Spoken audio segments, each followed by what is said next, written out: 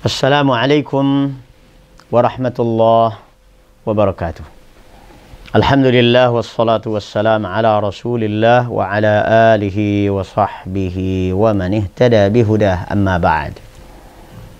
Pada bab sebelumnya kita mendapatkan dalil-dalil yang menunjukkan lemahnya makhluk, terutama manusia.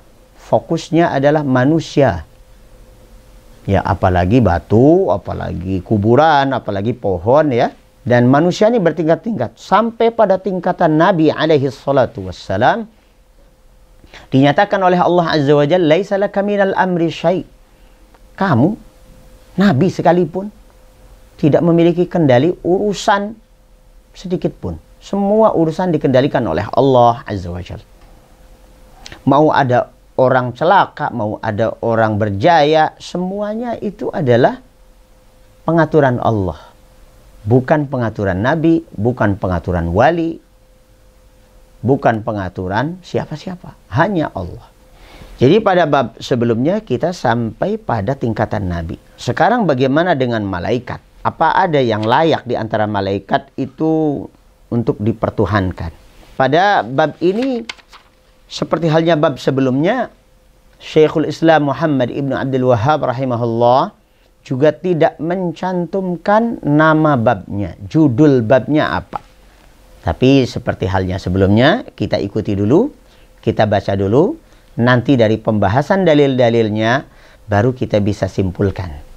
Seakan beliau memberikan kesempatan buat kita, mendidik kita untuk berkembang, berkreasi. Silahkan, Anda mau kasih nama atau judul babnya apa. Tapi ikuti dulu kajiannya. Berikut ini. Babun qaulullahi ta'ala hatta idza fuzzi'a an qulubihim qalu madza qala rabbukum qalul haqqa wa huwal aliyyul kabir. Ini ayat terkait dengan titah Allah Azza wa Jalla, perintah Allah, firman Allah, komando Allah kepada para malaikatnya di langit sana. Kata Allah Azza wa Jalla, hatta idza fuzzi'a an qulubihim. Sampai ketika wahyu, komando Allah kepada malaikat itu selesai dan mereka siuman. Karena para malaikat ketika Allah bicara itu bisa sampai terpingsan-pingsan. Sampai ketika mereka siuman, qalu, mereka mengatakan, madza qala rabbukum? Allah tadi bilang apa ya? Qalul haqqa wa huwal aliyyul kabir. Mereka mengatakan, Allah mengatakan al-haq wa huwal aliyyul kabir.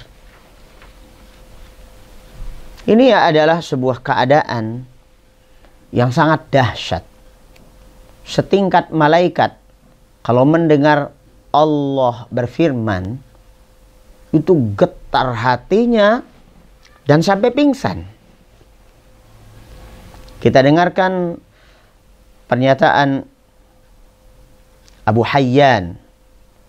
Beliau salah seorang ahli tafsir. Di dalam tafsirnya beliau mengatakan, tadhaharatil ahaditsu an Rasulillah sallallahu alaihi wasallam anna qawlahu hatta idza fuzzi'a an qulubihim innama hiyal malaikatu idza sami'atil wahya ila Jibril ya'muruhu Allah bihi sami'at kajarri silsilatil hadidi 'ala as-safwan fatufazza'u 'inda dhalika ta'dhiman wa haybatan. قال وبهذا المعنى من ذكر الملائكة في صدر الآية تتسق هذه الآية على الأولى ومن لم يشعر أن الملائكة مشار إليه من أول قوله الذين زعمتم لم تتصل له هذه الآية بما قبلها. Abu Hayyan rahimahullahu ta'ala menjelaskan bahwa hatta idza fuzzi'a an qulubihim dalam ayat ini itu terkait dengan malaikat. Para malaikat ketika mendengar Allah subhanahu wa ta'ala menyampaikan wahyu kepada Jibril alaihissalam, wahyunya berisi perintah dan larangan, maka para malaikat ini pingsan. Karena mendengarnya seperti halnya sebuah rantai baja yang beradu dengan batu yang sangat keras. Sehingga gemerincing suaranya itu memekakkan telinga dan mereka sampai terpingsan-pingsan. Artinya ini malaikat saja di hadapan Allah itu saking takutnya itu sampai terpingsan-pingsan. Lalu bagaimana dengan kita? Bagaimana dengan yang lainnya? Ini salah satu dalil yang membuktikan kelemahan makhluk. Sampai setingkat malaikat sekalipun lemah di hadapan Allah Azza wa Jalla.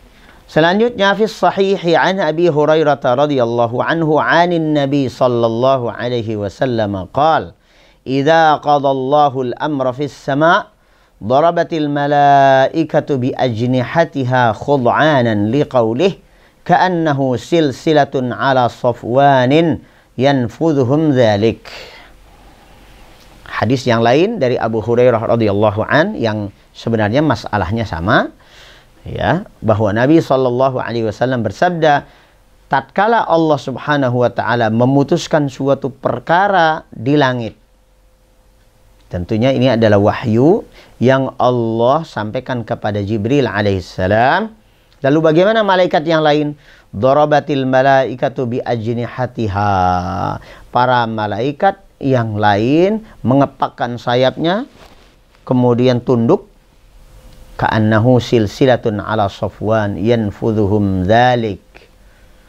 Wahyu yang Allah wahyukan kepada Jibril alaihissalam diterimanya, didengar oleh para malaikat yang lain itu seperti gemerincingnya suara rantai baja yang disabetkan kepada batu yang sangat kuat.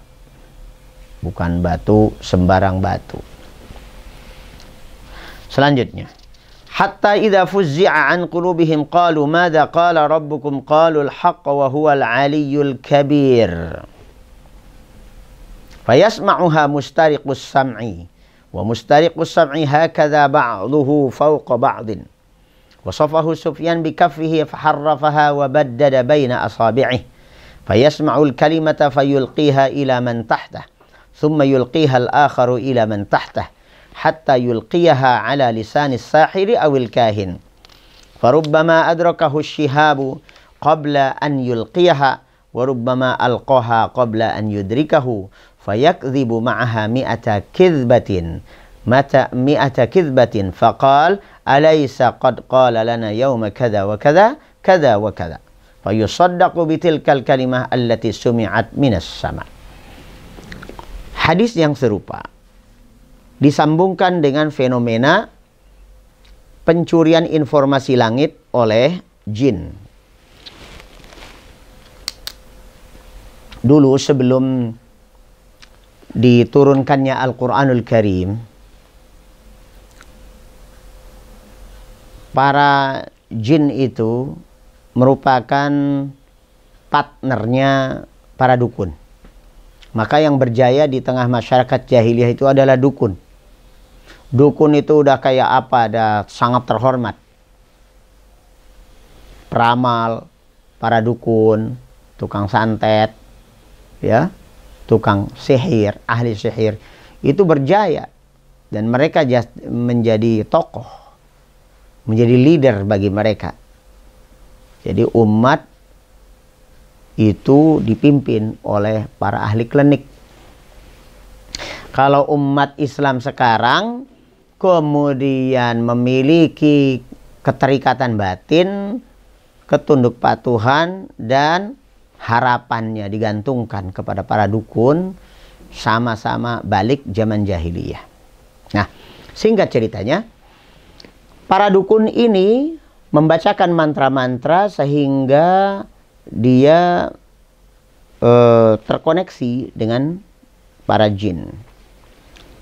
Ingin mendapatkan informasi gaib dari langit, maka para jin ini mereka bersusun-susun seperti tandan pisang begitu.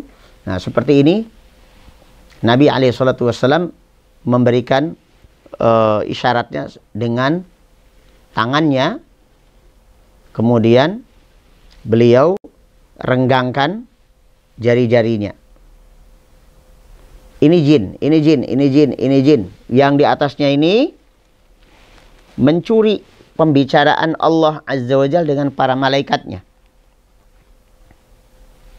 Maka informasi itu masuk ke telinga jin yang pertama. Jin yang pertama langsung menginformasikan ke bawah, ke bawah, ke bawah, terus dari bawah ke bawah lagi, ke bawah lagi, terus sampai ke telinga dukun, ke telinga peramal, atau yang disebut dengan paranormal atau para orang tidak normal. Nah, itu ada kalanya informasi itu sudah diterima utuh, sudah dilempar ke bawah, kemudian malaikat melempar bintang. Tetapi informasinya sudah sampai duluan ke bawah ketika bintang dilemparkan.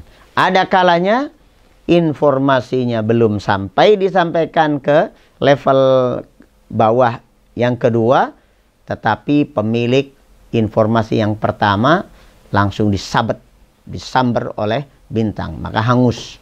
Sehingga yang sampai kepada dukun itu setengah-setengah sebenarnya informasinya. Maka kalau kita perhatikan informasi orang yang konon katanya peramal atau dukun itu kadang ada tepatnya. Kenapa? Karena ketika jinnya yang paling atas itu menyampaikan informasi ke bawah, dia selamat, nyampe. Tapi sebenarnya lebih dominan bohongnya. Karena satu kali dia sukses, berikutnya disamber oleh malaikat dengan bintang-bintangnya. Akhirnya apa? Daripada nggak nyambung, maka disambungnya dengan kebohongan.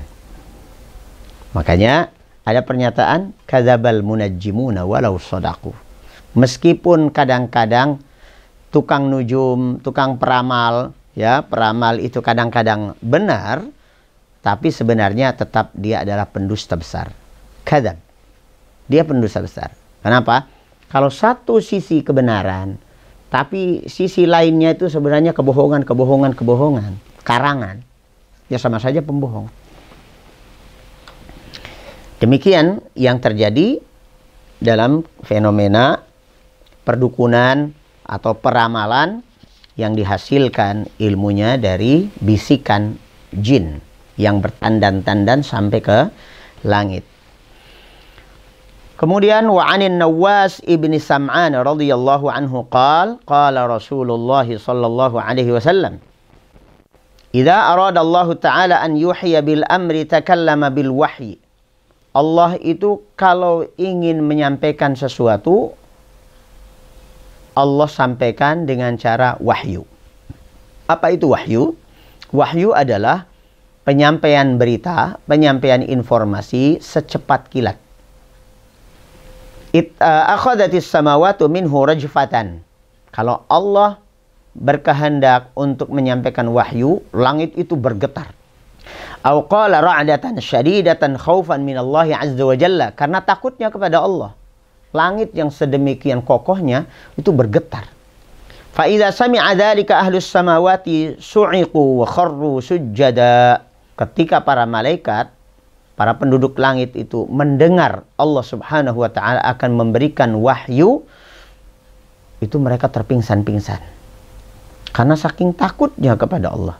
Fayakunu awwala man yarfa'u ra'sahu Jibril. Bagaimana dengan Jibril? Hatta Jibril, pemimpinnya para malaikat, terpingsan juga.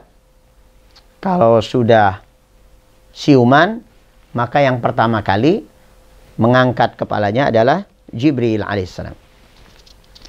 Setelah Jibril siuman, fayukallimuhullahu min wahyihi bima arad. Barulah Allah Subhanahu wa taala sampaikan wahyunya kepada Jibril. Tsumma yamurru Jibrilu 'alal malaikah. Berikutnya Jibril alaihissalam akan melewati para malaikat. Kullama marra bisama'in sa'alahu malaikatuha. Setiap kali Jibril alaihissalam melewati satu fase langit dan di langit tersebut banyak para malaikatnya, maka para malaikat bertanya, "Madza qala rabbuna ya Jibril?" Apa kata Rabb kita ya Jibril? Fayaqulu Jibril qala al-haq. Allah menyatakan al-haq wa huwal aliyyul kabir. Fayaquluna kulluhum mithla ma qala Jibril. Maka semua penduduk langit, para malaikat itu menjawab hal yang sama, mengatakan hal yang sama. Tidak ada yang mengurangi satu huruf pun. Fayantahi Jibrilu bil wahyi ila haitsu amarahu Allah azza wa jalla. Lalu Jibril alaihi salam menyampaikan wahyu Allah azza wa jalla sampai pada destinasi tujuan yang dimaui oleh Allah subhanahu wa ta'ala, yaitu para rasul yang penerima wahyu. Ikhwas sekalian, apa yang bisa kita ambil dari dalil-dalil yang ada ini terkait dengan tauhidullah, bahwa hanya Allah yang berhak diibadahi. Karena apa? Semua makhluk sampai yang paling besar saja, as-samawat, semua lapisan langit bergemuruh takut.